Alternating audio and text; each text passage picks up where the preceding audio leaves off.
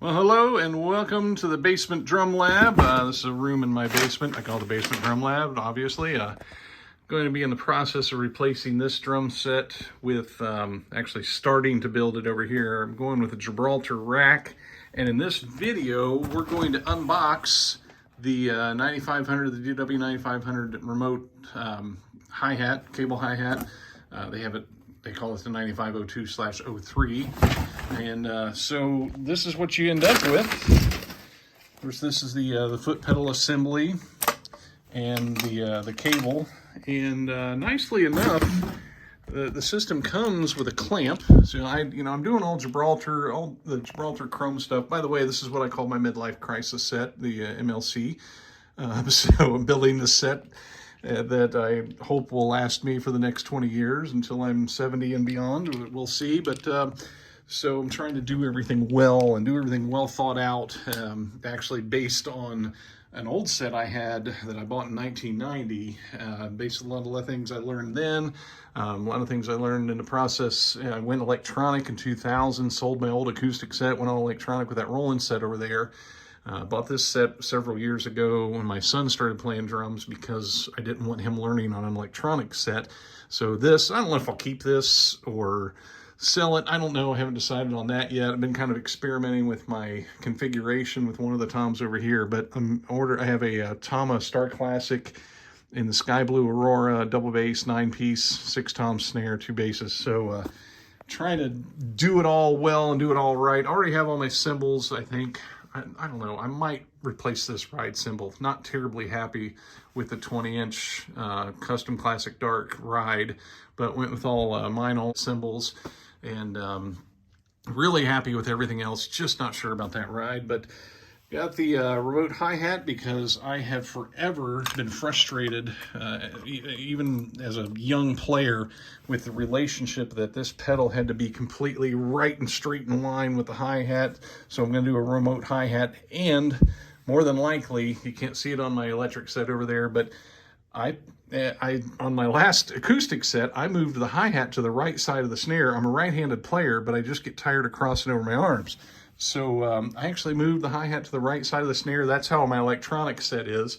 And we're going to see. We're going to try it out on this new set and see how it works. But the nice thing is, if you get the remote hi-hat, this thing, gosh, it's pricey. But looks like it comes with a drop lock clutch. Those look like, memory clamps? Yeah, it looks like memory clamps of some sort. Nice drum key. I'm not sure what that might be the tool. I don't know. We'll see what that is when we get it all set up. But comes with a clamp, which is nice. And I like that it is chrome because I am doing the Gibraltar chromes. So it already comes with a clamp. If you buy this, you don't have to buy a clamp to go with it. So that's in a nutshell. We'll see if we can get it together here and see what it looks like. And if you aren't familiar with remote hi-hats, this is kind of how it works. And I got to tell you, it is so smooth. I mean, like, you can't feel any of the resistance of this cable. You would just think that cable is just 6 inches long and not, whatever this is. Is this 8 feet? I forget how long we ordered, but yeah, really cool.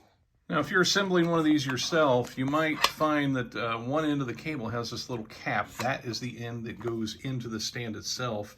And you can see how the little L-shaped thing there is going to go on the little tooth.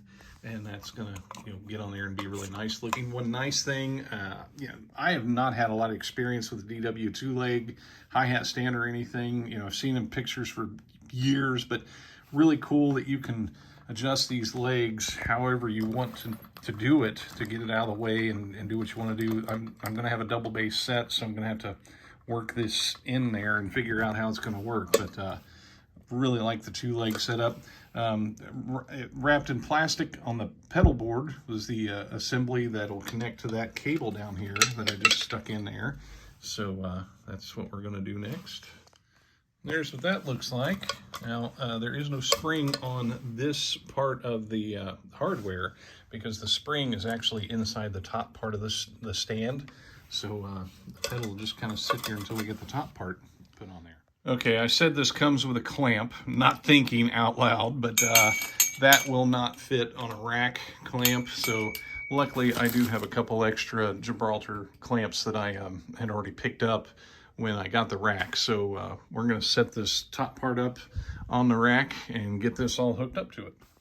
So on the body of the top part of the hi-hat stand, it has this nice collar that the cable body kind of slips up into. I'll take this loose so you can see what it looks like at the top. You know, it has a nice heavy-duty piece there. Slides up in here, and you tighten this screw with the included very nice heavy-duty drum key, and then we'll pull this up and get it assembled into this piece. So there's what that looks like. You can see that's now inserted in there. And if we reach over here and hit the foot pedal, you can see the whole thing works. And I gotta tell you, I think you can kind of feel the cable. It's not horrible. I mean, I had a lot of experience, gosh, over 20 years ago with a Tama remote hi-hat, and it was great back then. And boy, they've just done a great job of advancing the technology. So I think this is going to be perfect. We'll get some hi-hats on here and try it out. All right, one cool thing to note on remote hi-hat stands is, you know, you could put these things at different angles and stuff. So they actually give you a felt and a way to crank down on that lower cymbal. Of course, you could loosen it up and let it swing a little if you want. And that's just something nice they do on remote hi-hats.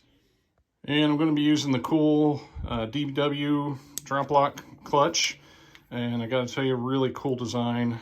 Years ago, I had a Tama, and you had to smack the thing sideways. It was like this thing, instead of being hitting up and down, you had to hit it sideways. I mean, you got used to it, but it's just kind of nice that they redesigned that angle. And this has been something redesigned for decades. I've just never had one.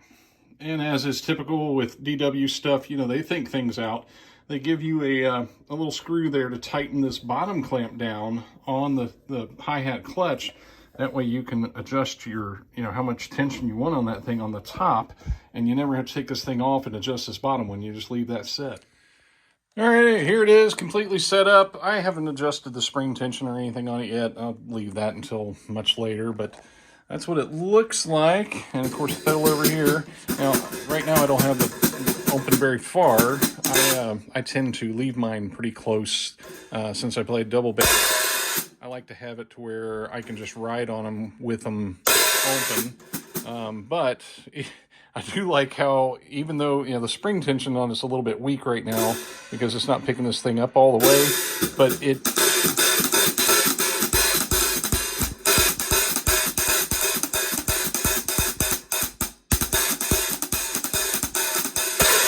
I do like it. And since it is just a little bit weak, if you hit the drop off and get it to open up, it actually gets up to where, I don't know if you haven't had much experience with drop lock clutches, sometimes if you don't open your hi-hat a lot, it will like jump back in there when you smack it a couple times. But the way it's set up right now, it'll